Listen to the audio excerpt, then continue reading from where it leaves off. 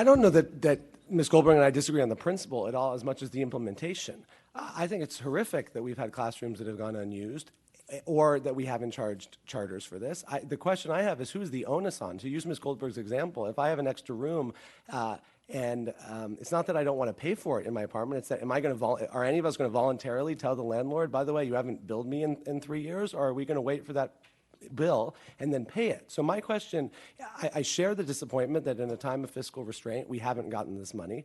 I share the disappointment that we have rooms potentially that are unavailable for kids no matter where they go to school if they're just sitting there vacant. And I do appreciate her partnership on our co-location solutions.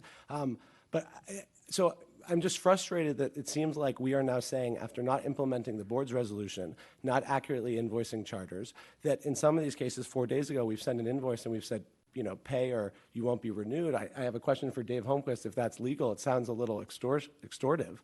But to say, that now that we've decided that we've figured out this issue that we haven't enforced for years, that we're holding on the charters. I mean, so my question isn't that we don't get the money that we're owed. If anything, I'm upset that it's taken this long, and I agree with Ms. Goldberg. We should be talking to all these charters in a collaborative way about payment plans as opposed to a litigious way where we say, take it or leave it, because that's how we've gotten sued. Since I've been here, I've been trying to find ways to drop lawsuits and so that we can work collaboratively on the best interests of kids and families. But my questions here are we engaging with these nonprofits with the transparency and due process that we talk a lot about as a board? Were they sent on time?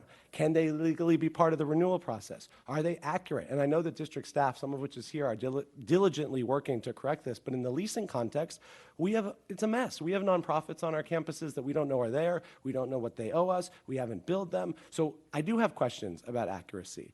And are we working with them to get these paid with payment plans? I know that we have some. So I don't have tolerance for those who are trying to get out from paying. And in Ms. Goldberg's example, someone who's trying to say, I'm not going to pay for the second bedroom. But I do understand the lack of notice and the disarray within our leasing and billing that you don't really seem to have an answer for. And I'm not putting this on you. I know it's a complicated process around CFO and leasing and facilities. But going forward, rather than saying, now we've figured out this problem, we're going to blame all these nonprofits, let's make sure that we're working collaboratively. I'd like to know if it can be part of the renewal process. I'd like to know who going forward from the superintendent is in charge. And I want to make sure that we have a transparent, fair, deliberative process that meets due process. And I think in this case, we're 0 for 4. Which means today you're going to vote to have them go ahead and not have to pay this money. Okay. That's what you're going to do.